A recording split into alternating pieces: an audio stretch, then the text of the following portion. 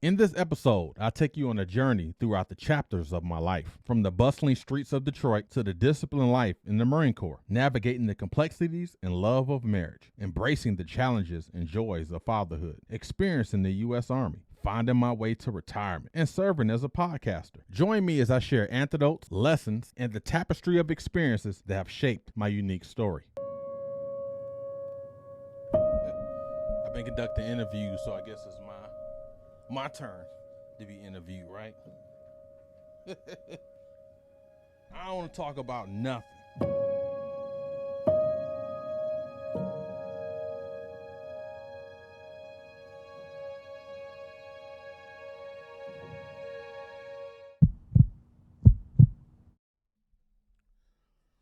You know, my upbringing in Detroit was it was fun, it was tough, it was exciting, it was exhilarating, it was challenging, it was spiritual, it was mental, it was emotional, it was physical. Any type of words you want to add to it, any type of adjective, anything. Detroit is a city where, you know, you got to be tough to survive. And a lot of us, we didn't survive in Detroit. You know, I was raised in a household. My grandmother was the pillar of our household. My mom was there, dad, multiple cousins, family members, aunts, house full of people. And we was, spread out throughout the city, the west side of Detroit, the east side of Detroit. Again, man, it was fun. It was a great time. It was a great time growing up. I was born in '74. So growing up in those 80s and 90s, particularly the 80s when the crack epidemic hit, we had a lot of drug dealers in our neighborhoods. But minus that, the neighborhood was beautiful at that time. All the grass and everything was manicured. It was beautified, area beautification. You know, all the houses in the neighborhood, everyone worked in the auto plants, the big three, GM, Ford, and Chrysler. And every driveway in those houses in the neighborhood was filled with a GM, Ford, Chrysler, Cadillac, all those brands, because everyone worked there. And if you don't work at the auto plants, you usually worked at a steel factory or some type of manufacturing, labor related. And a lot of the women, they stayed home. It was some women that worked in the auto plants. My next door neighbor, his father and his mother, rest in peace, they worked at the auto plants. My father worked at the auto plants, retired from there. In my family, we had a lot of workers in our family. But my grandmother was the pillar of that household. She was the one that set the tone, set the foundation, set the conditions, if you will. She was tough, man. She was a tough lady, but she was very loving. And when I mean loving, she was loving more in words than actions. She wasn't a hugger. I don't remember my grandmother hugging a lot. And she just tell you like it is. Hey, go peel some potatoes and don't peel make sure you peel the skin and not the potato. You know, she was one of those types. And I miss her, man. She passed away in 1995, and I definitely missed her. My grandmother was a key component in my decision to end up enlisting into the Marine Corps. She was tough. I remember the Thanksgivings and the holidays, just like anybody else's family. The holidays were very special. We would rotate whoever's going to host for that particular holiday. Everyone brings the food, just like everyone does. Those times I remember. I cherish those times. We don't have a lot of that now, especially with us being, military family, constantly moving. We never had an opportunity to pitch our tent for no longer than 3 years. So I definitely miss those, and I try to do as much as I can with my wife and children, to try to simulate some of that. But it was a great time. I started off in the Catholic school. St. Bridget was right, in my old neighborhood. Then I went to Noble Middle School. That was challenging. Ended up going to McKenzie High School, which has since been torn down. That was challenging. You know, we used to get on the bus. I would catch the Wyoming bus all the way to McKenzie High School, which was located on Wyoming in Chicago. And you get on that bus, you never know what you was going to run into. It was always something. And this is not a school bus. This is a city bus. DOT, Department of Transportation. We called it the freight.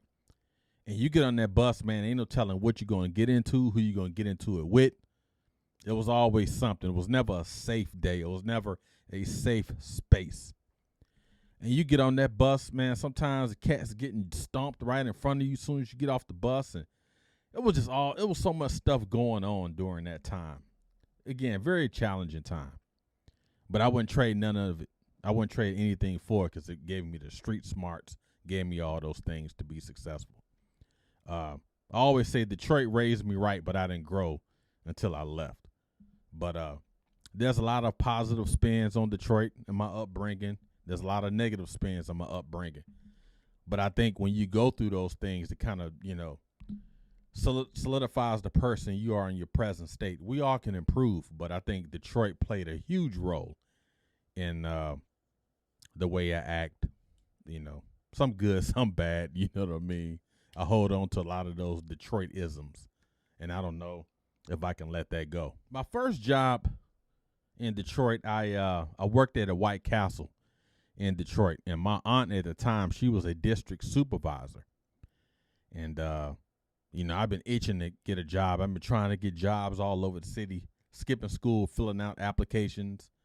And my main reason for employment wasn't to, responsibility and all those things in life. My ultimate goal in life at that time, I wanted a pair of Adidas Forms. That's all I cared about, gym shoes. That was the reason why I wanted a job. I ain't responsibility. I don't care about that. I wanted to be fly. I wanted shoes. I wanted sneakers.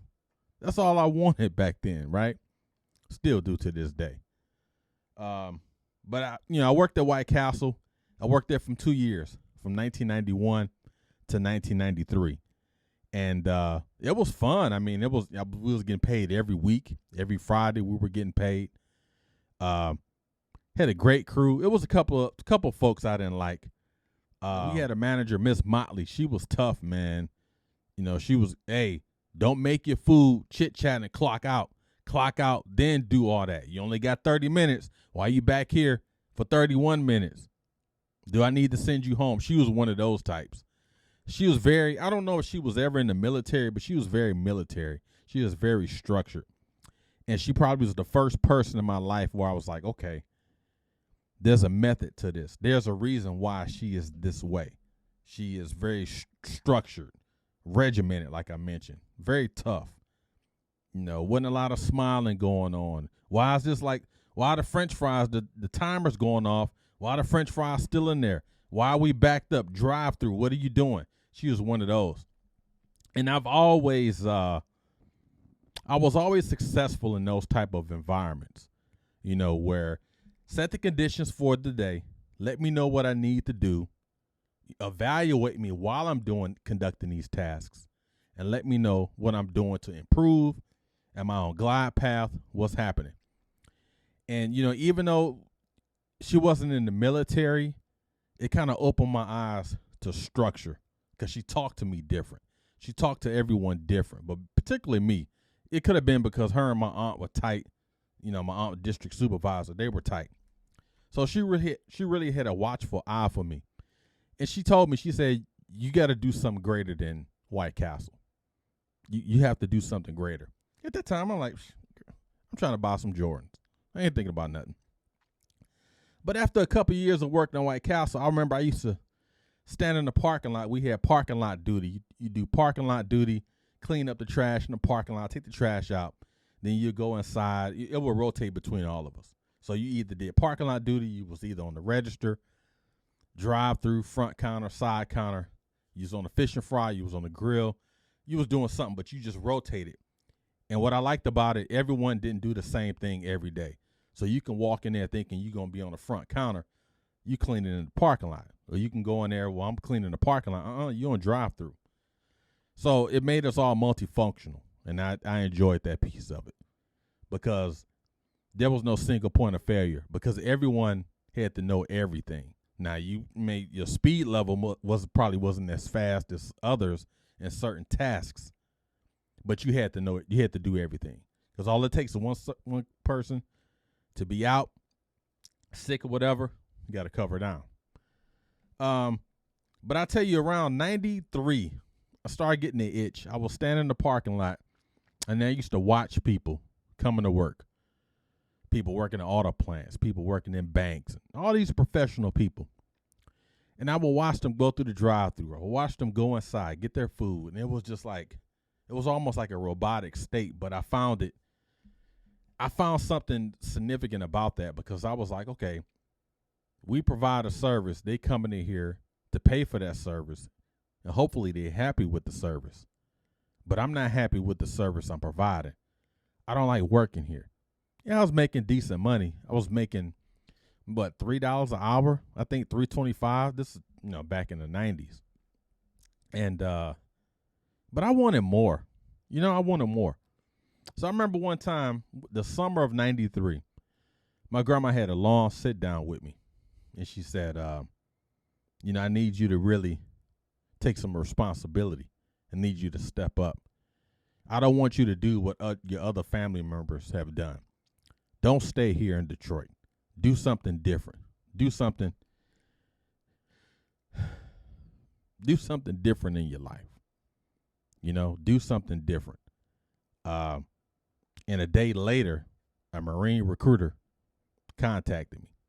I had already graduated high school and everything. He said, yeah, I see you graduated and this and that. What do you think about the Marine Corps? I was like, I ain't going to fight nobody's wars. He's, oh, man, we don't fight wars. If we fight a war, we're going to fight it with lasers? And I'm like, He come to the house. I go to the recruiting station. And, oh, man, you look like a Marine. You should be a Marine. You look like a Marine. And so I remember I didn't have a lot of support in my family that I can remember as it relates to enlisting in the Marine Corps when I decided to enlist. My mother didn't believe I was leaving. My father didn't believe me. The only person I remember being supportive was my grandmother. My grandmother's like, you're going to do well. I can't wait to see you when you graduate. Now, I hadn't even signed my contract yet, but she was like, you're going to do well. And she was my biggest supporter. That's why, I wish she was still here to see my family and how everything turned out, She was my biggest supporter, my biggest ally, my most trusted confidant. I love that woman, man. Really do. November 1993, I'll never forget. I was at the MEPS signing my contract. Signed my contract at the MEPS in Troy, Michigan. And I was like, man, going to the Marine Corps. I remember it like it was yesterday. I finally enlisted in the Marine Corps, raised my right hand. It was a cold day. It was a typical Michigan winter. And I remember coming home and telling my grandmother, I don't think she was living with us at the time. I think she had moved. Grandma, I'm going to the Marine Corps. I enlisted. I leave in January 1994. I'm leaving, Grandma. She was sad, but she was happy. She said, thank you. She said, God bless. You answer my prayers because I want you to leave. You're going to do well. You're going to do well. And I remember telling everybody at White Castle, man, I'm going to the Marine Corps. I leave in January. Man, you ain't going, man. My cousin went to the Navy, man. He flunked out. You ain't going to make it to the Marine Corps. You're going to be here at White Castle. And there was just one guy named Thomas. I can't remember his name. He was such a prick. He always called me brother. I ain't your freaking brother. You know what I mean? Hey, brother. Hey, brother. Hey, brother. Brother, you ain't going to make it. You ain't going to make it in the Marine Corps, man. You can't make it. And January 1994, I left. And my mother didn't believe it. My father didn't believe it. And when my recruiter walked up to that door, staff sergeant, can't remember his name, he was like, it's time to go. That's when everybody's, oh, you leaving? You leaving? My grandma was the only one that was like, you're going to do well. My number one support was my grandmother. Next thing you know, I'm going to the Marine Corps.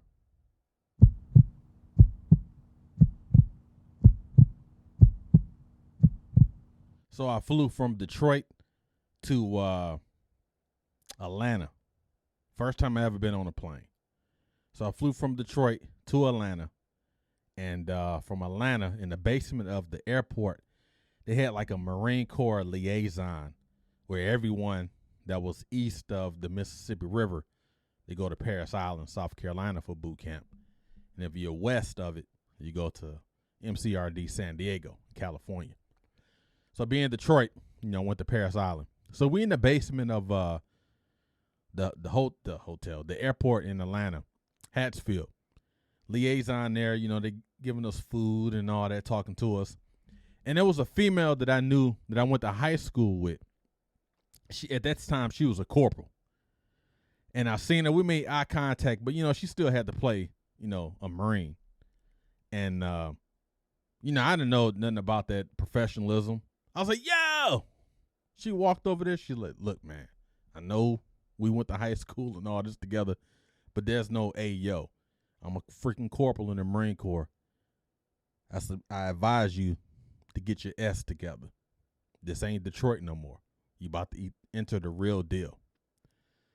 And I'm like, man, you were just cool 2 years ago. What happened? And she was like, it's going to be tough, man. It's going to be challenging. She said, but you got to make it happen. Make it happen. Never forget that. That's the first time I heard someone say, make it happen. At this time, we getting ready to line up and leave from Atlanta to Parris Island, South Carolina.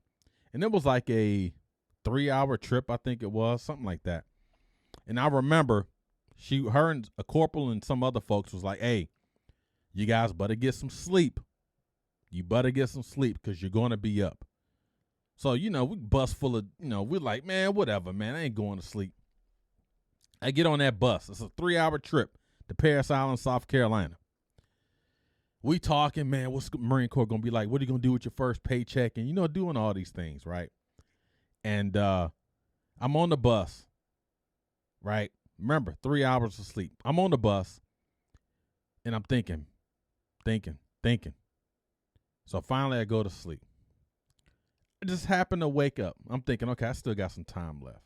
It felt like I was asleep for like 4 hours. I wouldn't sleep that long. Open up that window, and the first thing I saw, welcome to Parris Island, South Carolina, Marine Corps. And I will tell you, I nearly had a heart attack. I froze because I realized, dude, you ain't in Detroit no more, Cupcake. I'm on that bus, and we all, it's just eerily quiet on this bus. No one's saying nothing. When we started this trip, it was a lot of, it was silent. The bus stopped by those yellow footprints, the infamous yellow footprints. The drill instructor walk out. We watch him. He walk out.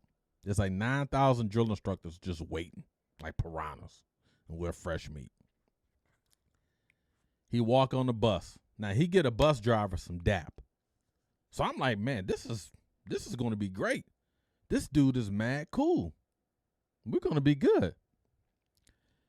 Once he got done talking to the bus driver gets off the bus and he kind of just smirks. So I'm like, something ain't right. The drill instructor took a deep breath and said, at this time, welcome to Parris Island, South Carolina, Marine Corps Depot. Exit my bus now. When he said the word now, it was so much freaking power. You talk about power in the word. When he said now, he said what he said. He paused. Now, man, we running off the bus. We trying to jump through the window, we going crazy. We don't know what to freaking do. We get off that bus and it was just chaos. Controlled chaos. Man, getting uniforms thrown at us, haircuts, all those administrative tasks, all those things. It was 13 weeks of mental, physical, spiritual, emotional torture. 13 weeks Marine Corps boot camp. I can't even put into words what that experience was like unless you go through it. It was tough, man. It was tough. Gosh, dog, it was freaking tough. It was freaking tough. And we used to get letters. We used to write letters. Tell you how long time ago this was. We would write letters and everything to our families, and we get stuff back. And the drill instructors was constantly on us. You end up learning about the Marine Corps, the challenges. You're getting challenged.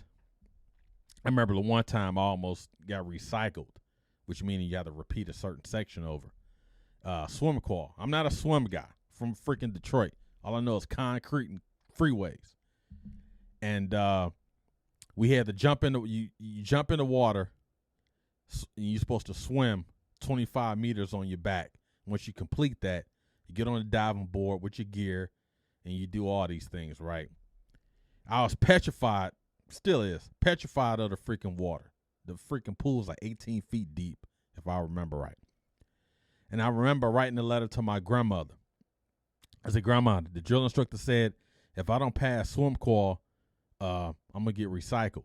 And she would, put a word, a prayer in the letter.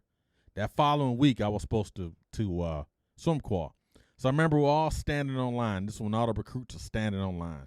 You got X amount on this line, X amount right in front of here. So y'all facing each other, and the drill instructor's just walking through the middle. It was like, we got 2 remaining recruits who can't freaking swim. We got one guy from freaking Detroit, and I get it why you can't swim. And we had another guy named Primo, Jamaican cat. It was like, we understand why Detroit can't swim, but you're from freaking Jamaica. Your voice making me hoarse. And he said, this recruit, because you had to say this recruit don't know how to swim. I said, I know that. You better freaking swim. Tomorrow's freaking swim call. You better freaking qualify, or you're going to get freaking recycled. You understand that? Anybody that's been in Marine Corps, you understand the way I just enunciated all that stuff. And my grandmother in that letter, she was like, you're going to pass, you're going to pass, you're going to pass. And I ended up passing. And that was my only challenge, if you will. That's the only time I was challenged to a point where I thought I was going to fail. The scholastic stuff, the academics, the physical, the running, and everything that we had to do, I was good. I was knocked it out. The swim call was my challenging piece during boot camp. And also in boot camp, one of the things that got me through it, my faith, communicating with my grandmother and other family members, particularly my grandmother. I used to always look forward to going to the chow hall and eating raisin bread and peanut butter. Now, you only had like 0.4 seconds to eat anything, right? But that's what I would look forward to. And I remember we would be cleaning up at night or doing something whenever we had time to socialize with the other recruits.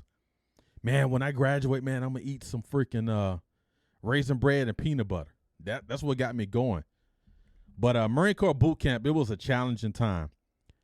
And one thing that drove me, when you graduate Marine Corps boot camp, I don't know if they still do it now, you get 10 days of leave. And then once your 10 days of leave is over, you go to Marine combat training, which is at Camp Geiger. I don't know if it's still there. Again, I'm speaking from 1994. But when I graduated Marine Corps boot camp, my mother and father drove down from Detroit, picked me up, went home and everything. And there was 2 things I want to happen. Right? 2 things I want to happen when I got back to Detroit as a U.S. Marine. To visit my grandmother and to go back to that White Castle and confront the guy named Thomas who said I couldn't make it. You'll never do it. You'll scrub. You'll bum. You'll fail. And I did that. So I'm back home. I probably have about 7 days left on leave. So I put on my uniform. And I'm headed to freaking White Castle, the White Castle I used to work at. I'm looking for one guy, Thomas. So I walk up in there, and they don't recognize me. They got a little muscular and shed a little fur, you know what I mean? Lost some weight and all that. And I'm still in that Marine phase. Yes, ma'am. No, ma'am. And all that, right? Silent assassin, but I'm very, humble. No, but I wasn't humble back then. And I walk into the White Castle. So some people's like, hold on, is that DA? That's what you used to call me, DA. Oh, DA. Oh, they come out, they hugging, giving me dap and all this. And they was like, Thomas. And I was so thankful Thomas was working there that day because can't wait to see you. Thomas came out and he looked. Oh, and I looked him, gave him 1,000-yard stare. And he just happened to be at the counter. And he was like, hey, what's going on, man? How you doing? I said, can you take my order? He said, yeah, sure. What you got? I said, give me a number 1 with cheese, a large Sprite, large fry. Can you do that? And it just, those 2 years, that the time, because it was never a harmonious relationship between me and him. Again, he was always calling me brother. I ain't your freaking brother. And that last 6 months I was working there, he always just tried to poke the bear, if he will. And I wanted to put my hands on him so much, but I knew I had a lot riding on my future. I didn't want to jeopardize my future by possibly going to jail because I wanted to put my hands on this dude. But I would tell you, that moment in time was my validation. When I told him my order, made him repeat it, and asked him, can he handle that? You're not talking to Damon no more. You're not talking to the guy that worked at White Castle. You're talking to a freaking Marine. You understand? Yeah. I was a freaking Marine.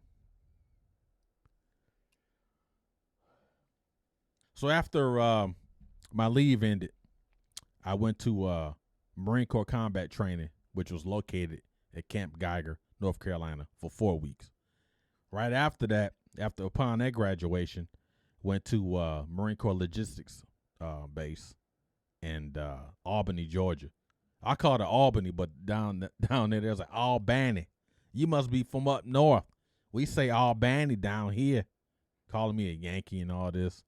And I went there for 7 weeks to learn the nuances of logistics, forklift operation, packaging, shipping and receiving, all those things related to supply and logistics. And that was a fun time. That was 7 weeks of fun. I definitely enjoyed that, being in Albany, being in Georgia. I had a lot of moments during that time. I tell you one moment that stands out. It was a flood going on in 1994 in Albany, Georgia. So they had tasked all the Marine Corps to provide assistance for all the flood victims. And they was like, hey, if you build X amount of sandbags, go to the local McDonald's and they'll give you guys a Big Mac. So me and my friends, we were like, man, I ain't helping these cats dig no sandbags. It ain't my fault the city is flooded. Again, I'm speaking how I used to think. Of course, now I wouldn't think that way. I was like, I ain't helping these cats, man. So we got dressed up. We was going to the mall, doing all that, and we would just go to the McDonald's. Hey, we help with the sandbags and all that. Free Big Mac. So we go in there 2-3 times a day, and you can go to any McDonald's in that Albany area. I think it was like 2 or 3, if I remember right. We just eating Big Macs. And come to find out, my gunnery sergeant found out that me and my roommates, we wasn't providing assistance as we were tasked to do. By order, we were supposed to help. But being knucklehead Marines, we was like, I ain't doing that. So he had us all in formation that evening. Now, we got fresh gear on. We had just came from the mall and doing all this stuff. And he had us doing mountain climbers, push-up positions in this muddy water that was like right in front of his office. I mean, we were muddy. I had some brand new Charles Barkley Nikes on from 1994. Man, because a Marine snitched on us. And that's when I learned about integrity, honor. I knew about this stuff, but this when I saw those words put into application. When all I had to do was provide assistance as we were tasked to do. Provide assistance, do what's being asked of you, do it with honor, do it with integrity, and leave. But, I tried to cheat the system, and I ended up getting a muddy outfit, mud in my ear and all that. And I remember the gunnery sergeant saw me, and he said, Anderson, he said, you seem like a good dude, man. He said, but if you want to make it in my Marine Corps, You got to change the way you think. Because I was a conceited cat, man. I was from Detroit. You know, I was a Marine. You know, couldn't nobody tell me nothing back then. I had a mouth on me, you know. And he told me, he said, you got to change the way. If you expect to stay in the military, the Marine Corps, you got to change the way you are. And I took that to heart. So my first duty assignment, when we were in schools company, they gave us a dream sheet. A dream sheet, you pick X amount of duty stations, and the Marine Corps would try to satisfy, you know, whatever you picked. Psst, they ain't doing that. So I wanted to go Camp Lejeune, North Carolina. I wanted to go to Camp Pendleton, California, and I don't know if I picked Okinawa, Japan. I remember Camp Lejeune and Camp Pendleton. I can't remember if I picked Okinawa. So about a couple weeks later, right before we graduated, they brought us our dream sheets. Hey, everybody, you know, listen up. When I call you, your name, when I call your name, come up and get your, this is where you're going to be stationed at. Anderson. So I get up there, get my sheet. That joker said, Yuma, Arizona. What the freak is a Yuma? Now I've heard of Phoenix. I've heard of freaking Scottsdale and Tempe and Tucson and Phoenix. I ain't never heard of freaking Yuma. The only thing I knew about Yuma, it was an old Western back in the day. Yuma, Arizona? What the freak? What is all this going to be about?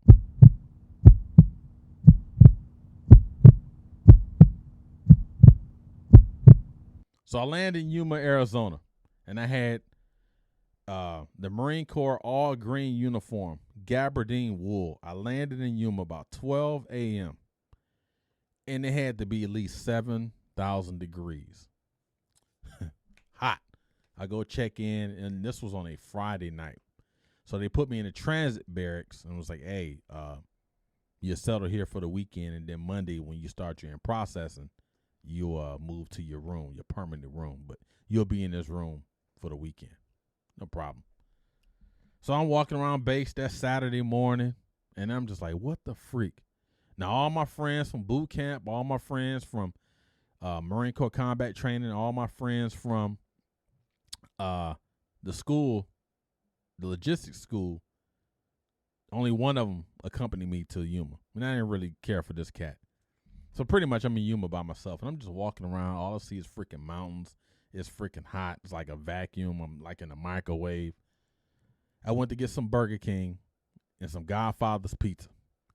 Came back to that room and I freaking cried. Lord, why am I here in freaking Yuma, Arizona? Why, what's in your will? Why am I here? What am I trying to get out of this? And I tell you, those 4 years in Yuma, Arizona, life-changing. So I had a great time. I really, in Yuma, Arizona, I was wild. I bought an 86 Regal in 1994. I was freaking wild. I mean, we was clubbing. I was a young Marine from Detroit with money. You know what I mean? You fill in the blanks. It was a great time. It was a great time. It was a good time. 1997, I met a young lady who was stationed with me. We ended up becoming, you know, we was friends. Then we ended up becoming boyfriend and girlfriend. And next thing you know, we were married. We're moving out the barracks. She's a Marine. I'm a Marine. And my life changed so much. My life changed. I'm a husband now, you know. How do we make this work? We live off base now. We don't live in the barracks. Her bills, my bills have to become our bills. I'm not used to that. She's not used to that. Oh, by the way, we're getting ready to have a baby. So her bills, my bills, our bills, we got a baby. What I want to do. Now, at this time, you know, I was, probably 4 months away from my honorable discharge. And my whole plan, what I was going to do, I was going to get out, be discharged from the Marine Corps, and go back to Detroit and live in my mother's house. And I remember my wife said, girlfriend at the time was like, why don't you just stay here? Let's get married. Just stay here. And best decision I ever made in my life. Best decision ever made in my life. So now I'm discharged from the Marine Corps, unemployed, got a baby on the way, and I'm married. My wife's still in the Marine Corps, so we have some income generating. So I decided, you know what, I need to work. I need to do something. So my first job outside the Marine Corps as a civilian, I worked at a Dole plant in Yuma, Arizona. And now in the military, we used to 1.5-hour lunch breaks, right? So I get there, and we working. So I had two things that played critical roles in my decision to leave that night. So we tracked the trailer, would back up. We would take all the crates of asparagus off the truck, unwrap it, unsaran wrap it, shrink wrap it, do all that. Take it off the pallets, put it on a conveyor belt. I will wash the asparagus, all this asparagus, pallets and pallets full of asparagus. Wash it off. Put it back on those crates. Re-saran wrap it. Put it back on the truck. This happened for like 4 or 5 hours straight. Could not figure out why we're doing this. So I asked the supervisor, hey, don't ask no questions. You just here to work. Put your head down and work. Next thing you know, we go on break. That was strike one because I didn't see the sense in that. Strike one. That was strike one. Strike two. Hey, y'all go on break. Anderson, go on break. They ain't give me no brief. I didn't know the structure. I didn't know how anything worked. So I'm just going off my time in the Marine Corps. I'm used to 1.5-hour lunches. And gosh, dog, I'm going to take an 1.5-hour lunch. So I get back on the break room after, taking this 1.5-hour lunch. I'm sitting there reading the USA Today, eating a sandwich. I'm back there for like 45, 50 minutes. I hear him, where's Anderson? Where's Anderson? I'm like, what the freak, man? He said, hey, dude, he's a Mexican cat. Hey, dude, what are you doing? He said, you got to get back on the floor. I'm like, no, lunch is 1.5 hours. He said, no. 30 minutes. Now, it's like a 10-hour work shift, 30-minute break, and I think 3 10-minute breaks. I'm like, so my break is only 30 minutes? Yeah, get up. Let's go. Okay, I'm getting up and going. I packed my lunch up. I folded my paper. I finished my lemonade. I got up. I walked onto the floor to the daggone parking lot to my car, key in ignition, vehicle in reverse. I left. I freaking left. And my wife, so she was off that day, and she was like, what are you doing home so early? Everything good? I said, yeah. I said, I quit my job. And she just gave me this look like, you did what? I said, yeah, I quit my job. She said, why? She said, what happened? I said, well, first of all, I didn't like this whole asparagus thing. I thought it was stupid. Downloading the truck, washing it off, putting it back on the same truck. And, I'm used to 1.5-hour lunch breaks. I was so immature back then. She's like, so you quit your job. Now, mind you, we only had one income. Tough times, man. So then I say, you know what? My passion is gym shoes and sneakers. I'm going to start working at Foot Locker. So I end up, the guy that ran the Foot Locker, his name was Jerry. Cool cat. Southgate. I think the name of the mall was Southgate Mall. Started working at Foot Locker. And for some reason, I was just like, I wasn't really aggressive. I would kind of just stand there. And after a couple of days, he was like, hey, Damon, he said, let's go to lunch, man. So we went to lunch, and he told me to be a bulldog.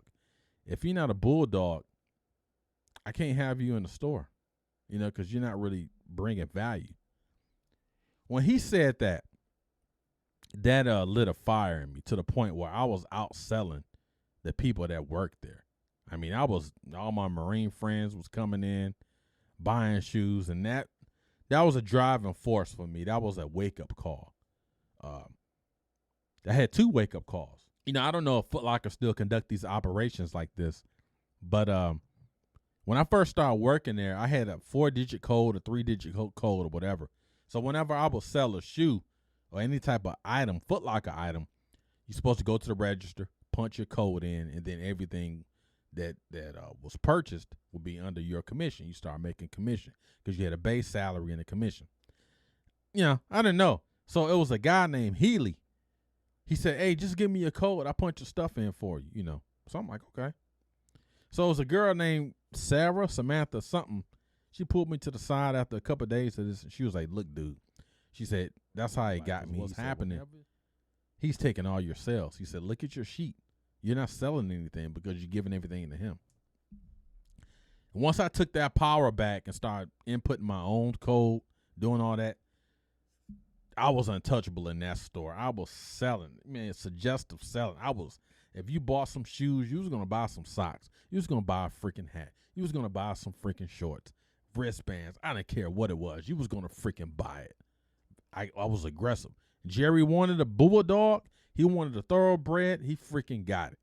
Now, around this time, this is my daughter's already born and everything, and I'm only getting 1 day off a week, which was on a Tuesday. Didn't like that. So the summertime of 1999, something's got to change. You know, I'm still working here. I'm making good money, making real good money, but I'm not happy. You know, I'm newly married, daughter's born, only get 1 day off a week. You know, something got to give. My day off was Tuesday. Tuesday was the only time I was able to spend with my family. But I was freaking tired because I was working 11, 12 hours a day working at Foot Locker. I was tired. Something got to give. Something has to change. Summertime of 1999, I decided I wanted to enlist back into the Marine Corps. That was my goal, to go back to the Marine Corps. I miss being in the military. So going to the Marine Corps recruiting station, I seen one of my old Marine friends. He was like, "Hey, man, where you getting ready to go?" I said, "I'm going back to the Marines." He said, "No, man, the Army is where it's at." So as Marines, we're taught the Army is trash. All the other branches are garbage. They're subordinate to us. The Marine Corps, we're better than everyone. That's just the way it is. You can call it brainwashing, but that's the way they indoctrinate you. And I was like, "The Army?" He said, "Yeah, man." He said, "Go to the Army recruiter. They got more duty stations, this and that and the third." So I got to talk to the Army recruiter. And he said, I say, "I'm a prior service Marine. I'm not asking for any bonuses." I said, I want to go back to the military. I said, "But first, tell me what the Army can offer." So he's talking about all these duty assignments. And the Army has way more duty assignments than the Marine Corps. Talking about all these assignments and everything. And I told him, I thought I was going to call his bluff. I said, "If you can get me Europe, me and my family Europe, I will sign this freaking contract." I think I'm calling this bluff. There's no way this dude is going to get me to Europe. He said, "I contact you in 72 hours. Bet." So I go home, tell my wife the whole situation and everything. She's like, "Okay, let's see what happens." 72 hours later, I get a call. "Come to the station." So I get to the station. The guy was like, "Hey, you wanted Europe?" He said, "I can't pinpoint where exactly in Europe, but you're going to freaking Europe. You'll find out where in Europe you're going to go when you get the freaking to the MEPS." So I had to go through the whole MEPS process, but being a prior service Marine, I didn't have to freaking go to basic training or AIT. Everything just freaking converted over. All I had to do was go to Fort Jackson, South Carolina for 2 weeks to get inoculated, new uniforms, update all my paperwork, administrative stuff. Then I'm off to freaking Europe. Then I found out you're going to freaking Germany. I'm in the freaking U.S. Army, about to go to Germany.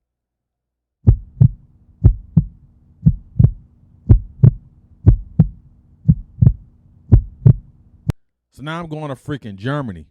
My orders say Ron Mine, Germany. And once I get there, then, I get my official orders to where I'm going to go, what base I'm going to go to in Germany. So I let my wife know, "Hey, we're going to go to Germany." So she still had to fulfill her Marine Corps contract.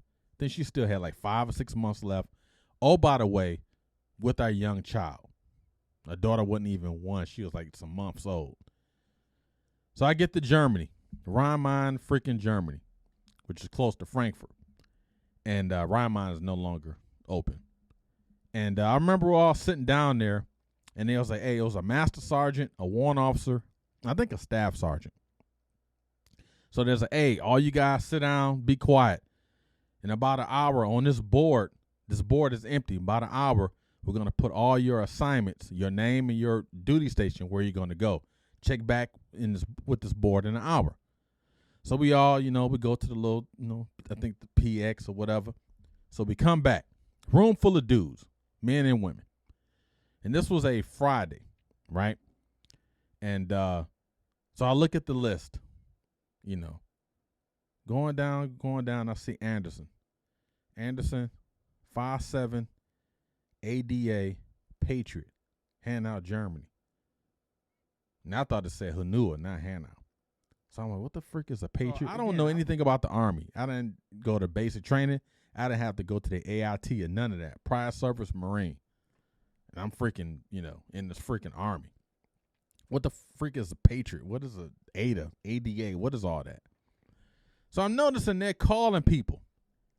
BK, Schweinfurt. These are the bases in Germany. Schweinfurt, Mannheim, Wiesbaden, Vilseck, Graf, Wurzburg. They're calling K-Town, Kaiserslautern, calling all these places. So I noticed they're not calling my name. Damon Anderson. I was a specialist. Specialist Damon Anderson. I thought this thing said HANAU, Germany. And this story is about to get even better. So I'm like, HANAU. So I noticed all these guys are leaving. They're calling the names. Once they call your name, they call the location, you get on that bus associated with that location. So right now, it was about 1,300. 1,600 came around. I noticed I'm the only dude in there. So I go up to the master sergeant, the warrant officer, and the staff sergeant and say, hey, gentlemen, I'm Specialist Anderson, and I'm trying to figure out, my name hasn't been called for the bus. Where's the HANAU bus? So these guys are laughing. They call the master sergeant back. He said, hey, man, say that again. So now I'm getting frustrated. I think they're trying to play me. I said, hey, I'm trying to find out where's the bus going to HANAU. You guys haven't called my name.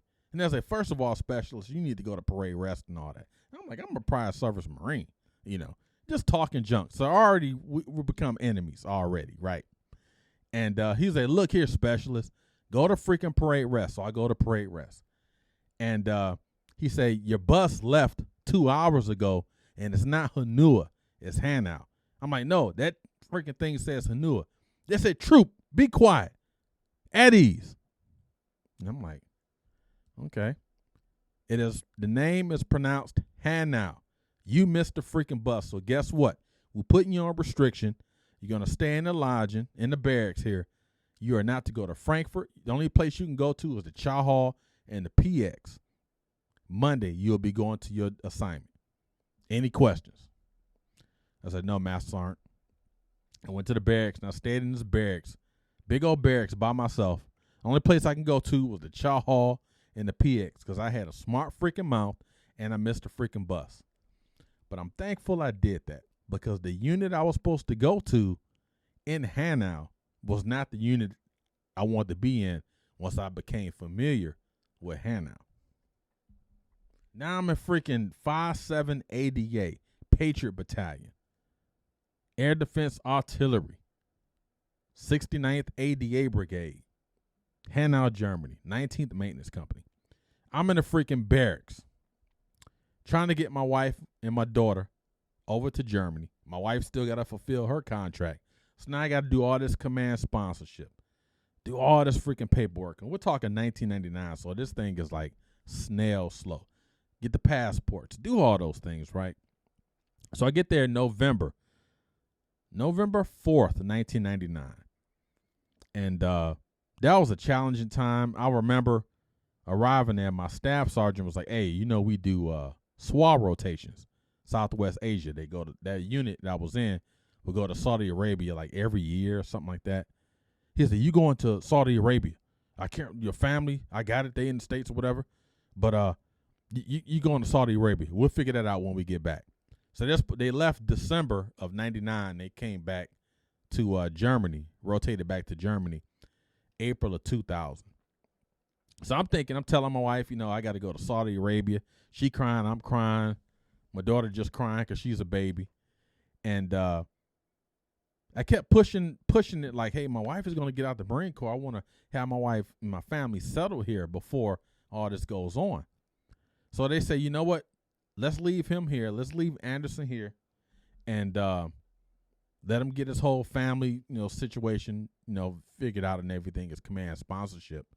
And by the time we rotate back from Saudi Arabia, his family will be here. That didn't happen. Paperwork was lost. Paperwork this. Oh, you lost the passport. It was so much stuff going on. And finally, I left my family October 23rd, 1999, to join the Army, and I didn't see them till April of 2000. All this time and space, the first of our many military-directed separations, all that time and space was gone. Family finally arrives, get everything taken care of. They arrive in Germany, pick them up. My daughter has no clue who I am. Now I'm feeling some kind of way. I'm feeling like, man, my daughter, it was a sad time. Me and my wife, our relationship probably wasn't the best due to the separation from her time still being in the Marine Corps, me in the Army. We're both immature, brand new married folks. I mean, you talk about a struggle bus. We had a struggle plane. You know what I mean? But Germany was great. I wish I had done more in Germany. Sadly, I don't remember a lot about Germany. A lot of times my wife and my daughter, they would get on these USO tours and go places. And I would just stay in the house. No, I don't want to go. I wish I could change that time back, because if I had to dislike any part of my life, it was that time when I was in Germany, because I don't remember a lot of it. It was the infancy stage of our marriage. It was the infancy stage of my daughter, the infancy stage of my time in the Army. I don't have a lot of memories about Germany. I don't. I ended up getting promoted to sergeant in Germany. And I was like, okay. Germany, if I had to take it all back in the way, I kind of, move now, I would do things differently. But that assignment was a very challenging assignment, because I was just lost as a human. This is me. I was just lost. It was a challenging time, man. We have a lot of, and I've interviewed other military members and friends. They always talk about certain duty stations you just don't remember. Germany, for me, I don't remember a lot. If I could take you always say you wish you could take that time back. You can't, but there's definitely things that I know now I wish I would have, pivoted other ways. But yeah, HANAU, Germany, 1999 to November 2002. And right after that, we got orders to go to Fort Hood, Texas.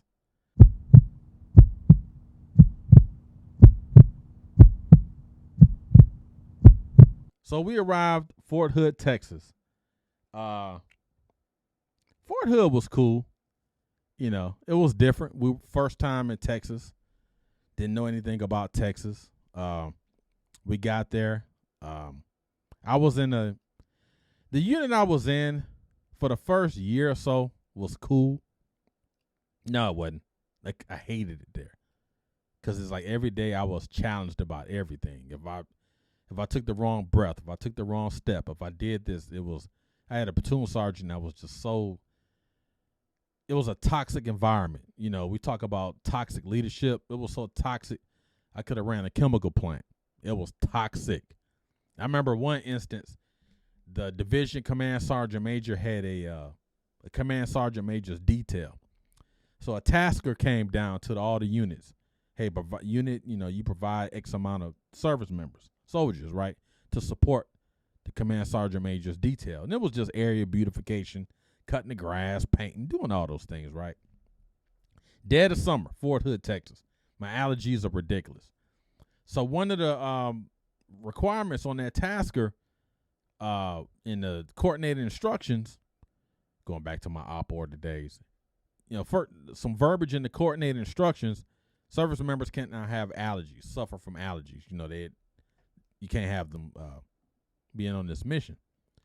So my platoon sergeant at the time, I'm a young sergeant, E5. He said, "Hey, we need X amount of soldiers to support Command Sergeant Major's detail." He said, "But one of the requirements in the coordinated instructions, you can't have allergies. So anybody that has allergies, you can't go." So I'm like, shoot, I don't need to respond to this. I got allergies, right? My platoon sergeant, who's the daddy of the platoon, you should freaking know this. Sergeant Anderson, why you ain't raise your hand? I say, well, what was his name? Staff Sergeant Samuels. I think he's a sergeant first class. Hey, I can't go on this mission because you just stated one of the requirements, you can't have allergies. I suffer from allergies. Oh, you just trying to get out this detail. You just trying to get out the detail. You on it. Okay. Freaking Sergeant First Class tells the E5 to do something. All I do is just move out and execute to the best of my ability. So the task we had to show up that Monday to perform, all these duties for the command sergeant major. So I'm out there cutting grass, lining up the grass. It's like 30 soldiers out there. So my eyes are watering. I'm starting to welt up because I have allergies. Summertime, Fort Hood, fresh cut grass. Recipe for allergy disaster. Command sergeant major just happens to roll up. He said, "Hey, troop, sergeant, what's going on? Everything all right?" He thinking something family-wise happened to me. I said, "No, sergeant major, I have allergies. I suffer bad from allergies." He said, "No." He said, I specifically told them, advised them, instructed them to put in the op order. I don't want anybody out here with allergies. Who you work for? 27th MSB, platoon sergeant, and Sergeant First Class Nichols. I ain't tell, but I sure did snitch. And he said, "Go get him."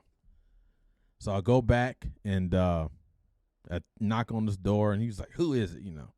So he had to go meet the command sergeant major, and that ended all that. Fort Hood was fun, man. It was. I had fun there until we got notification that we're getting deployed to Iraq. That was a tough one.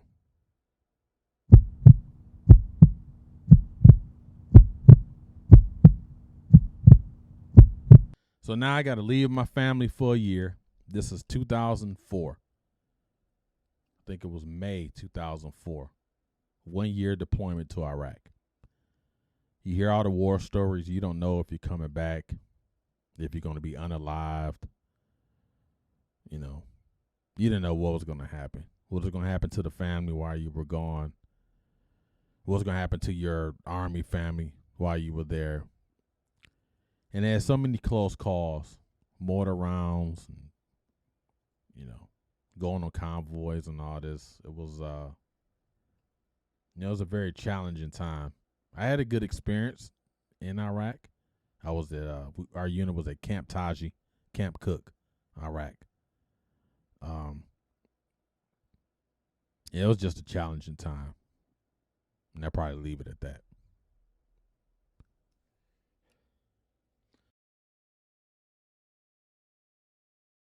So we rotate back, redeploy back to Fort Hood from Iraq. Now in Iraq, I enlisted to go to Fort Irwin, California.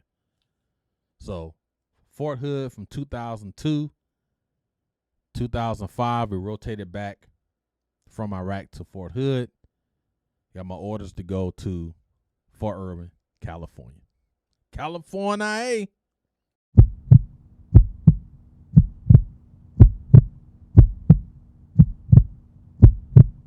Man, we got orders to freaking Fort Irwin, California.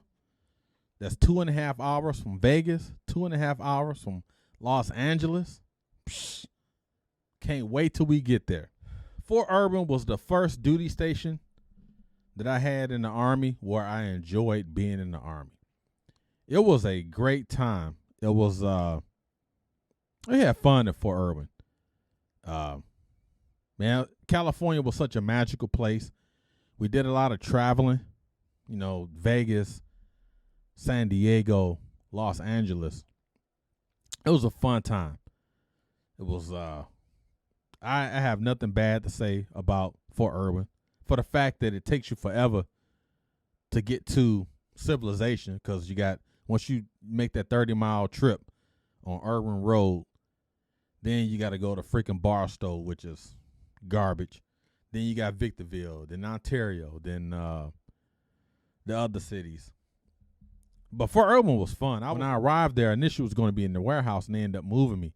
They had a position for a battalion safety NCO. And I was a sergeant at the time, and this was a staff sergeant position.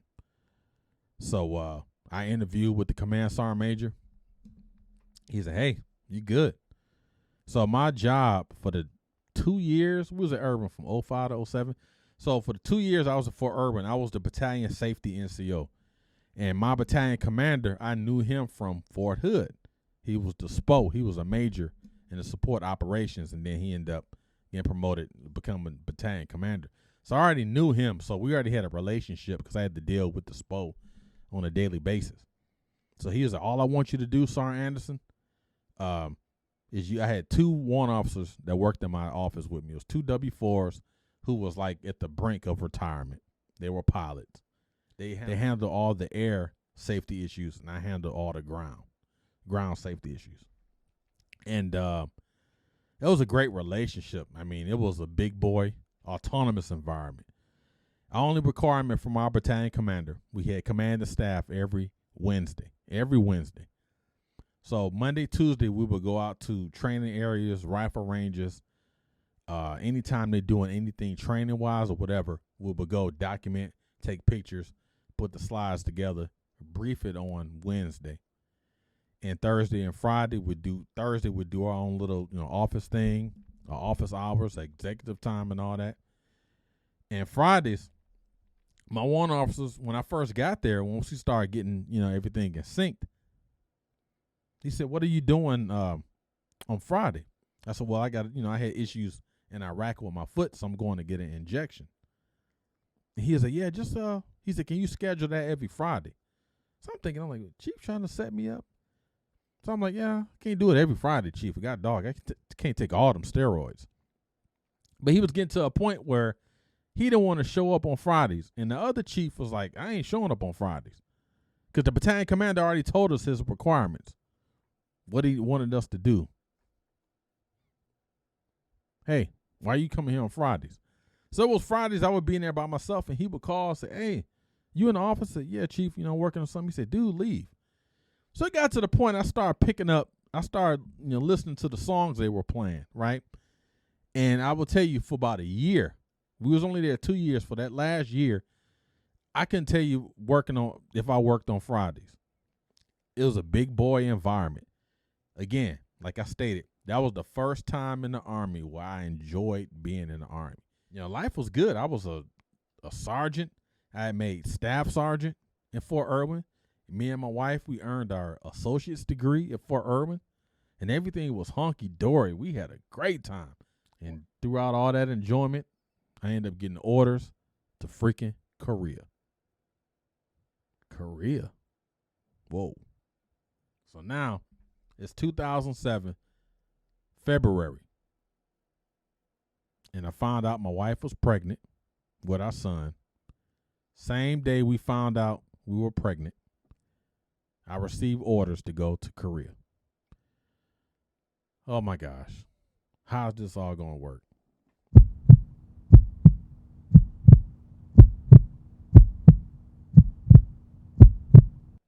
And so the way it was set up, you have a HAP, which is I forgot what the acronym is, but basically a HAP in the Army. If you go into an overseas assignment, dependent restrictive, you can't take your family, you have a return assignment, a guaranteed return assignment. So our return assignment was Fort Lewis, Washington. So I said, okay, since I'm going to Korea for a year, let's go. We'll go in PCS to Fort Lewis, Washington, do that year in Korea, and I'll return back to Fort Lewis, and we just keep this Anderson train going on. And Korea was challenging. But I would tell you, just to be consistent, Fort Irwin was where I first learned, appreciated the Army, had fun in the Army. That 1 year in Korea from 2007, 2008 was an extension of that. I enjoyed that year. Of course, I enjoyed, being away from my wife and my daughter and soon-to-be son. But Korea was great. Korea was fun. Korea was consistent with Fort Irwin. I enjoyed. Fort Irwin was the first duty assignment that I enjoyed. Being in the Army was fulfilling.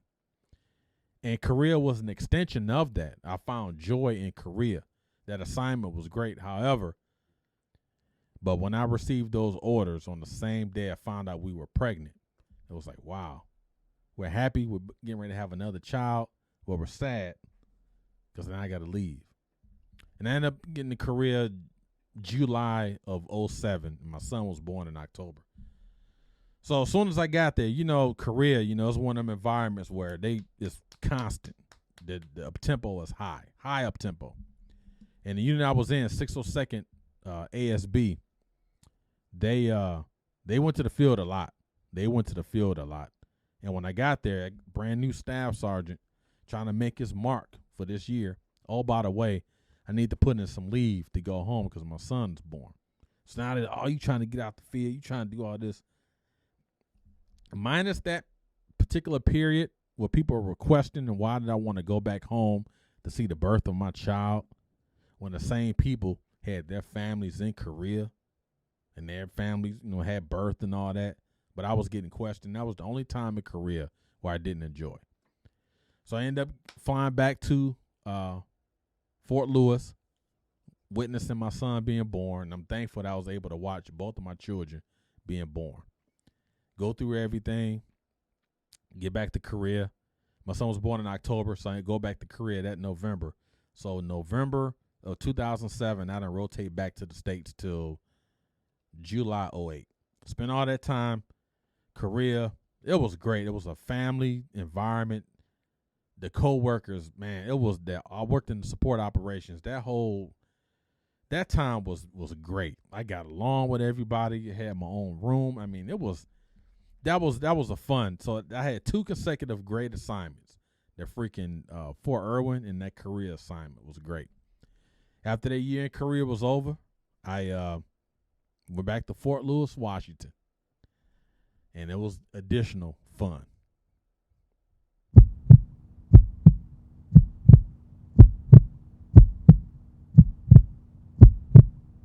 Fort Lewis, Washington, 593rd. I reported there July of 2008. And just like Fort Irwin, just like Korea, I enjoyed being at Fort Lewis. It was close to Seattle. My son was born there. I mean, life was great. So that's 3 straight duty assignments where I enjoyed it. Loved freaking Fort Lewis. I was only there 2 years. The first year I was in the S3 trying to figure things out. But it was a great environment. It was a family environment because our sergeant major, our S3 sergeant major was all about family. Our S3 Major Lurch, she was all about family. Staff sergeants with me and all that. I mean, that whole time was great. We ended up deploying to Kuwait.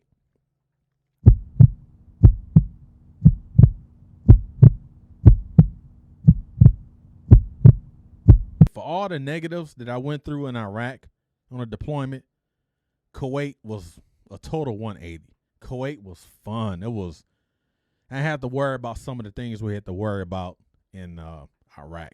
Got to visit, Kuwait City, do a lot of things. We in Kuwait, we're trying to figure out, being a recruiter. People want to be drill sergeants. We're recruiters. And I put in the recruiting packet, and everything was approved.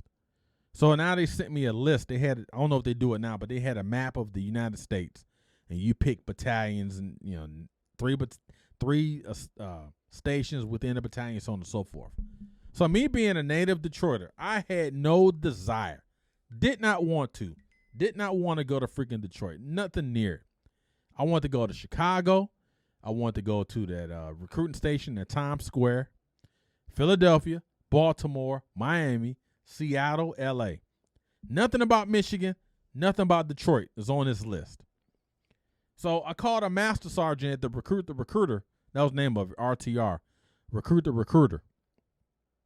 And she said, yeah, I'm looking at your packet right now. She said, where are you trying to go? I said, Master Sergeant, I would love to go to New York City. I wanted to go to that recruiting station, dead center, Times Square. She said, well, I'm looking at your file. You're from Detroit, Michigan, correct? I said, Roger, Master Sergeant. She said, guess what? That's where you're going. Have a great day. And I'm like, did y'all not see the other cities on the list? I did not want to go to freaking Detroit. Didn't want to. And right after that, senior leaders course, that summer of 2010, 2 weeks after that, recruiting school. And then I already knew I was going to Detroit, kicking and screaming, trying to change my assignment. December 2010, I guess we'll pack up. We headed to Detroit to be a U.S. Army recruiter for 3 years.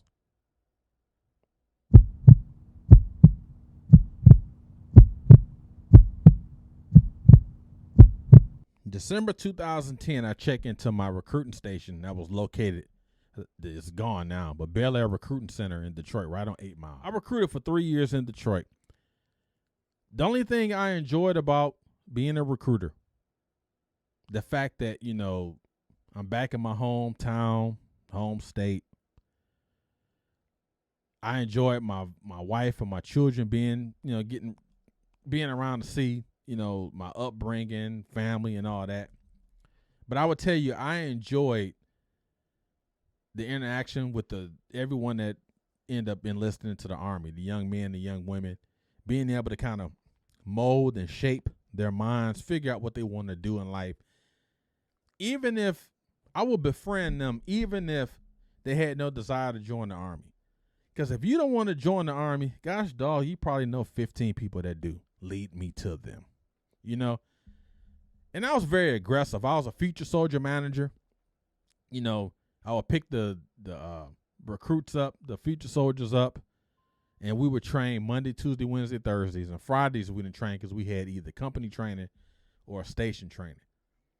And I'll pick up the East Siders Monday and Wednesday, and the West Siders Tuesday and Thursday. We're talking about driving all over the freaking city of Detroit in this van.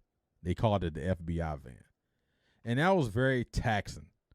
Oh, by the way, you really ain't getting your weekends because you do all that. Saturday, you got a freaking recruiting event. Sunday, you got to get them to the freaking MEPS to make sure they ship. Sometimes they'll ship, sometimes they don't. I had a pretty good record. I had a couple bumps along the way as far as, you know, people, you know, not enlisting. But I think my record, I ended up getting a trophy for it, for earning a trophy for having the best future soldier program in our battalion, in our company. And I'm thinking a battalion. But recruiting, again, that's what I enjoyed. I don't necessarily say I enjoyed where I was stationed at because I didn't want to be in Detroit, and I grew up there. I didn't want to be there. But I would tell you, the Detroit that I recruited in was not the same one I grew up in. It was different. Even the conversations like with my family members, it was totally different. I didn't talk to them as Damon. Now I'm talking about family members outside of my home. I didn't talk to them as Damon. I didn't want to be addressed as Damon. You freaking address me as Staff Sergeant. You know, just my demeanor. You know, it was fun. You know, we have, you know, invite family over for dinner and all that. But, you know, I just, you know, if I'm being honest, I really didn't enjoy being back in Detroit. But I did, you know, did the year there. Well, 3 years there. I ended up making Sergeant First Class, which was great. And that was it was a different time. That Detroit was different from the one I grew up in. I don't know no other way else to say it. But you know, it was times I had fun. Again, my main motivator, my main Army military motivator was ensuring that I provided these kids an opportunity to leave Detroit.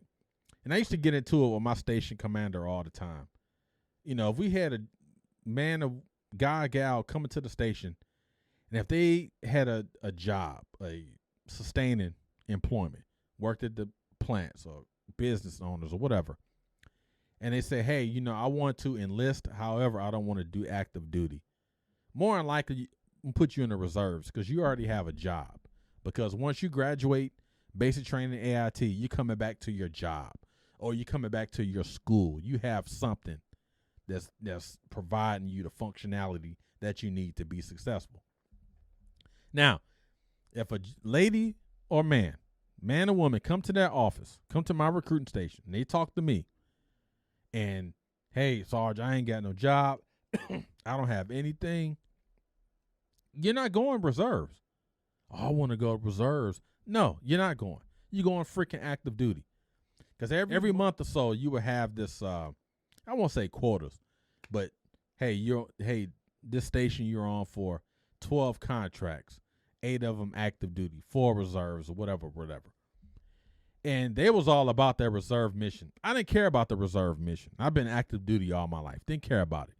If I see a young man, 18, 19, whatever, coming to that station, the young woman coming to that station, and I knew their family situation was not, not consistent with growth and health and everything, prosperity, no, you're not freaking going to the reserves. Because like I mentioned earlier, you go to you enlist for the reserves, you go to boot camp, go to AIT, you coming back to what? Eating freaking chicken noodles and watching these rats big as freaking giraffes run through your living room? No, not happening. You're going freaking active duty. You have an opportunity to go to the Koreas, the Italys, the Germanys, the Californias, the North Carolinas. Why do you want to stay here and do what? You're wasting your time. More importantly, you're wasting my time. You're going freaking active duty, right? So we get into all these, situations with our station commander where, we got to have reserve contract. Didn't care. And I tell you, it was been so many times I've had folks later on who still serving. Hey, appreciate it. Thanks for pushing me to go active duty. I met my husband. I met my wife. I've had my kid. We lived in Italy. We lived in Germany, whatever. But if you had if the Army says put these guys in reserves, what if they had went reserve? You never would have experienced that. So that's my biggest takeaway from being a recruiter, being able to kind of challenge the system and shape the people that's going into the system, that's enlisting in that system. Because the Army eats its own, so you might as well go where you want to go. But you was not doing no reserves, not around me, unless you already had a job, an equitable job where you was making, enough money to support your quality of life, provide you that life support you need. But if it wasn't that, and you was freaking working Burger King or McDonald's or somewhere, no, cat, I don't care what these dudes are saying. You going freaking active duty. Now, if you poll all of them that actually made it, because some didn't, they will tell you. I'm glad I did it. Glad you did it. And now the next, we get us orders. I'm there for 3 years. Hey, you want to convert? You want to be a recruiter, permanent recruiter? No, I don't want to do that. This junk, I'm tired of this. I'm tired of these politics. I'm tired of all that. I had a streak of successful assignments where I enjoyed it. That Detroit assignment, outside of helping, the civilians become, enlisting into the Army, outside of that, didn't I enjoy that assignment at all. But you know what? The Lord blessed us, because our next assignment was freaking Okinawa, Japan. Freaking Okinawa, man. Gosh, dog.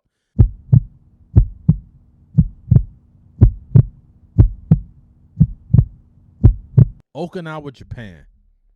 There's nothing about Okinawa I did not like. My family was with me. I'm on the beach. My office is right by the beach, surrounded by the Pacific Ocean, the Philippine Sea, the East China Sea, all these things. I'm 2 hours from mainland. Korea, 2 hours away. Thailand, all those within distance. We were there from 2014 to 2017. My daughter graduated high school in Japan. By far, the best duty assignment I ever had, family-wise. By far. My only thing about Okinawa, Japan, I did not like, and now I look back at it, I went on a lot of these missions, a lot of exercises, because our unit supported the Pacific Pathways missions. Units would leave from Seattle to go to Hawaii, Hawaii to Thailand, Thailand to Philippines, and just train for like 90 days, I think it was. Then they would go back to their home station. So my unit, we were in charge of providing that life support, providing that quality of life, setting up the barracks, making sure the water, all those things you need to support the warfighter while they out there conducting all their missions, their exercises, and their operations. Food, everything, right? All their sustainment operations. And I volunteered for a lot of those missions. We did missions in mainland Japan, Philippines, Thailand, freaking Australia, And I volunteered to go on a lot of those, and because my track record was great, I did everything I could to support the warfighter in a manner that wasn't achieved prior to us getting there. I was voluntold to go on some of those missions. And so those missions on average lasted probably about 60 days. So you figure I was in Japan 3.5 years, right? I would probably say, honestly, I only been in Japan probably maybe 2 years due to all these missions. It was just missions, back to back missions, 50 days here, 60 days here, 50 days here. And I know it was wear and tear on my family, but they had the opportunity to see a lot of Japan. Whenever I was on the mission, we had a lot of opportunity to see Japan. And it was freaking beautiful. Awesome environment. I ended up loving the Army again because the whole Detroit recruiting, again, outside of getting those men and women to join, I had a distaste for being there. It was a toxic environment. But I would tell you, being in Japan was great. That was freaking an awesome experience. I would tell you, I would take this to my grave. Okinawa was the best assignment for me, family-wise. The support was great. The unit I was in was great. I mean, of course, you got a few outliers of people you don't like in your unit. But those 3.5 years in Japan, man, it was a microcosm of relief, I guess you could say, because everything I went through in Detroit. That was freaking beautiful, man. I loved freaking Okinawa, Japan. Love for us to move back there on a permanent basis. So we did 3.5 years. We had to stay an extra time so my daughter can graduate. Me and my wife end up earning our bachelor's degree in freaking Okinawa. That was great. But everything came down crashing, and I got my orders to Korea for the second time. And this time, first time I was at Camp Humphreys, this time I'm going to Camp Casey.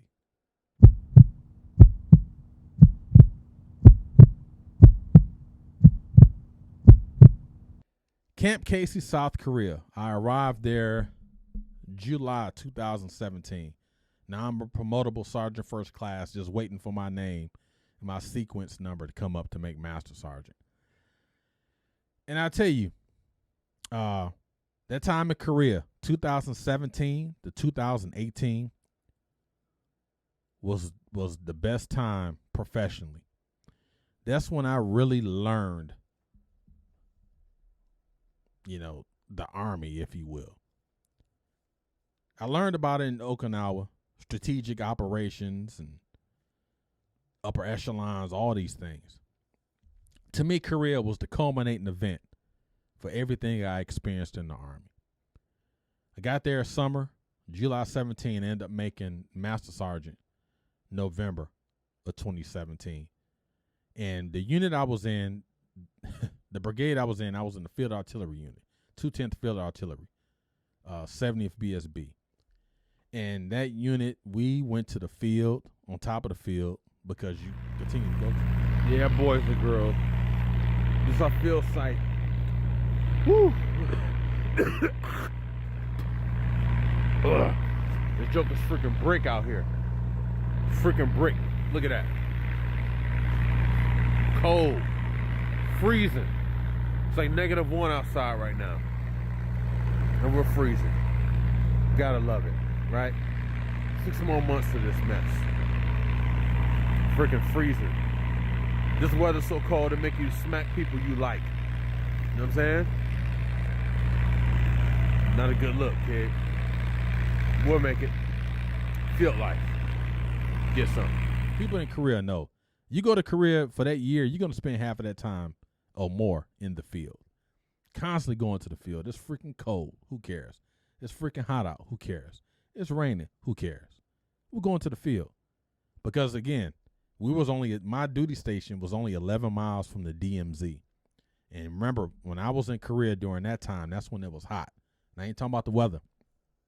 North Korea was shooting off the missiles. We was there during that time to the point where we thought we were going to war. I mean, it was close. But that time, that year in Korea challenged me like I've never been challenged. Like I said, I made Master Sergeant, and for the first time in my military career, I felt invincible. I did. I had a great freaking, just like in Japan, had a great freaking unit. My battalion commander, my battalion command sergeant major, everyone that worked in our S3 section. I mean, I was empowered. I was enabled. I felt I was on fire. That was the first time in my career where I felt invincible. And I had so much power. I had so much influence. Again, man, it was a great time. I can never, that's why I always say Korea was the best professional situation for me. Especially after I made Master Sergeant. Because it was like all these, I would go to these meetings, Sergeant Major meetings and all this, and I felt like I was one of them. They used to say, hey, you got a seat at the table. And there was so much respect that I had from all those battalion and brigade command sergeant majors, from the brigade battalion commanders and everybody. And I busted my butt in freaking Korea. God, that was a hard freaking assignment. It was tough. We would get to the office after we do PT. We get to the office about 8:50, and we're going full bull to probably 2000 that night. And I would get home, and my family, they were in the States because I was on a dependent restrictive tour. Couldn't take my family to where I was at. And I get on the phone late at night, and it's early morning for them. They get ready to go to school and work and everything. And it was challenging. And it got to the point where the only day, honestly, we had off was a Saturday, because we worked Monday through Friday. Now, this is if we wasn't in the field. And Saturdays, some people would go to the office. I didn't go to that office on a Saturday. I said, I need at least a day to myself.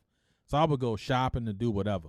Sunday, I would go to the office for maybe 2 or 3 hours just to kind of catch up on stuff, because that type of unit I was in Korea, you had to come in there on your off days, or you had to conduct some type of, work functions on your off time to be able to catch up. Because if you waited till Monday, if you didn't do anything work related during the weekend and you waited till Monday, you were behind.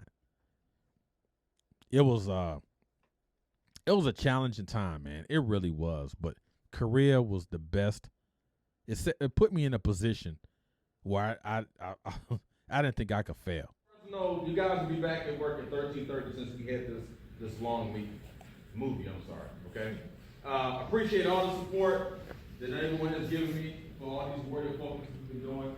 So the expectation is to get Master Thomas the same respect, courtesy, and everything, right? Because if you don't, I'll come on support now. All right, bottom line. But again, just be safe. Remember, what time is freaking curfew tonight? What time do you report to your company? Being early is on time. Being on time is late. Have a great Friday. 13:30, report to your sections. God bless you all. I mean, Master Sergeant. That's all, it was like helping people. I helped the first sergeant, sergeant majors and all that. I influenced so many influenced me. Mentors, mentees, man, that from a selfish standpoint, that assignment was the best assignment for me. Okinawa was the best assignment for my family. Korea, Camp Casey, 2017, 2018 was the best assignment for me. And I took full advantage of it. And it shaped the way I think. It shaped my actions. It shaped everything about me for the better. Everything. God, I was empowered, man. We made things happen. Unbelievable things. Met our suspenses. Exceeded expectations. Man, it was a freaking awesome time. That year, outside of Japan, that was the best time I ever had in the Army. That was a magical time. And, I compare that time. I was a Master Sergeant 2017, 2018. When I was in Korea the first time, 2007, 2008. If I took both of those and just, contrasted and compared, you could just tell the maturity in my conversations, the maturity in my actions, the maturity in my growth, my expectations, my discipline was unparalleled in that year in Korea. Man, It was a sight to see. Then I end up getting orders to Fort Knox, Kentucky.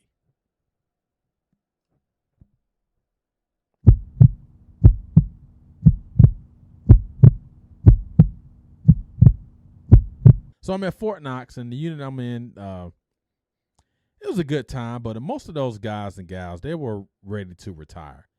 And I would tell you, I always tell my wife, I'm so thankful that if I went to another unit like I was in Korea, to a place like Fort Knox, and I was in that same type of unit, I probably wouldn't have been retired.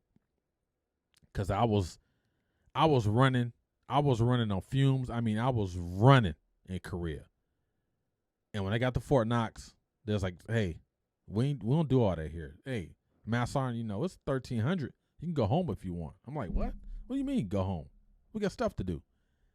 Very relaxed environment. Our jobs, our main focus was to train the warfighters, to make sure the warfighters executed all their missions. But, you know, that time I had a career, I had so much responsibility, had so much power, if you will. I know I use that word a lot. And Fort Knox didn't really provide me that or stimulate me the way Korea did, stimulate in a professional sense. It kind of just, I won't say it let me down, but it was the place, you know, it's the place where I realized that, hey, you know, this thing might be coming to an end, you know. Tried to get first sergeant jobs. No one's interviewing. And my wife said, what do you want to do? Do you want to stay in, compete for command sergeant major, or do you want to retire? And I had 2 back-to-back knee surgeries. 2019, I had a orthoscopic. 2020, I had a full knee replacement. Tore my knee up, and I already had knee issues. But that was the first time I want to say about Fort Knox. I have nothing negative to say about Fort Knox. That was the first time in my career where instead of trying to take care of others, make sure your subordinates are good, make sure your peers are good, make sure your seniors are good. That's the first time I made sure I was good. I was in a bad state mentally. I was going to mental health. Wondering what I was going to do with my career. Did I want to continue to serve? Back-to-back knee surgeries, depression. Man, it was everything I experienced in Korea. There's no way I could have forecasted I would experience these things in Fort Knox a year later. I was 2 totally different people. I had lost that energy. I had lost that hunger. I had lost that fight. I had lost that will. And that's when I knew this may be time. And I remember the thing, one event that led me to believe it's time to retire. And I told some people this. My second knee surgery, or was it the first one? One of the knee surgeries. I remember laying in bed. Now I'm on prescriptions and all that. I'm laying in my bed, and we have a ceiling fan in our bedroom. And I remember watching the blades on the fan. Right, I'm on all this medication, knee elevated and everything. And I'm watching this fan spin around, and it's like every blade in the fan was a rank in specific events in my military career, to include the Marine Corps.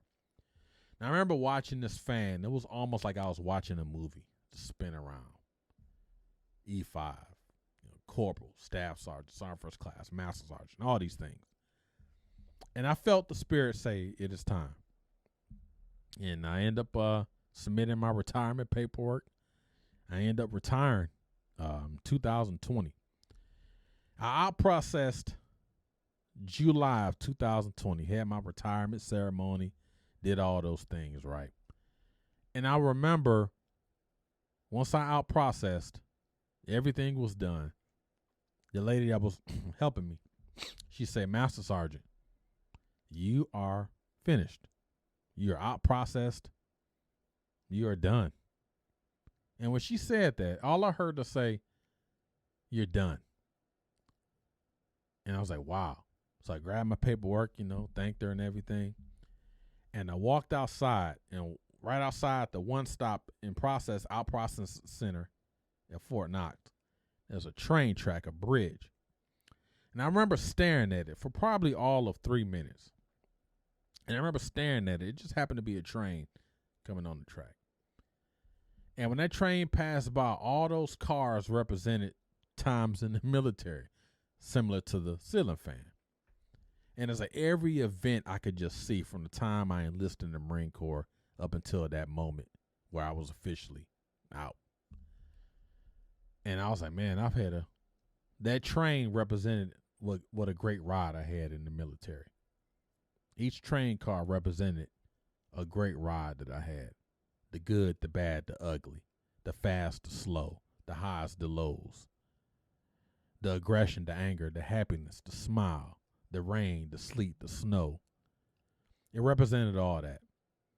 And when that train finally passed, it was like, it's over.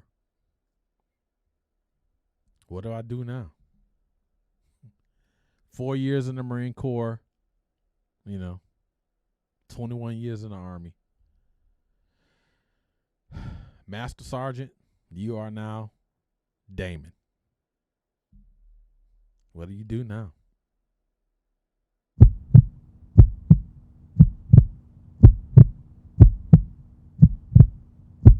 I retired November 20, and I sunk into a deep depression. And I don't think I dug my way out of it until I started my podcast. Because you go from constant calling, constant emails, it's just constant doing something. Then all of a sudden, it stops. No one's calling. No one's, This thing is, people have moved on, man. You're not in the Army no more. So it was challenging, going to mental health and deep depression. I think a lot of us, that's why a lot of service members, when they retire, the first thing they want to do is seek employment to kind of continue that. I was so burnt out when I retired. I didn't want to work, and I had many job offers. But I wanted to do something where I controlled my own narrative, where I wrote my own narrative. Because so many years, hey, go to PT, the meetings at this time, do this, do that. And there's always someone controlling the narrative, the commander, the sergeant major, whoever. I want to be able to control my own narrative. I couldn't stand Mondays when I was in the military. And I started doing this podcast. I had a Monday Mental Combat segment that I don't do anymore. And it was talking about how to function on Mondays. And I had all these things. And I was like, I don't want to do nothing on a Monday. And I don't have to, It's some of the things, even now being retired 2 years, some things I still haven't let go about being in the military. And I don't know if I want to, because my identity is wrapped up in that. You talking about almost 25 years, 26 years of service.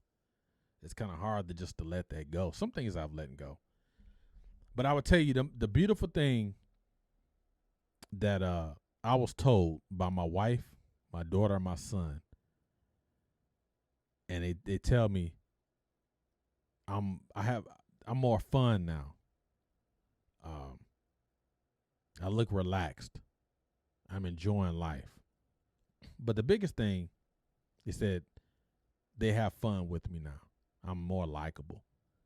And I think, if I look back at my military career, I probably wasn't the most likable person, especially when I started moving up in ranks.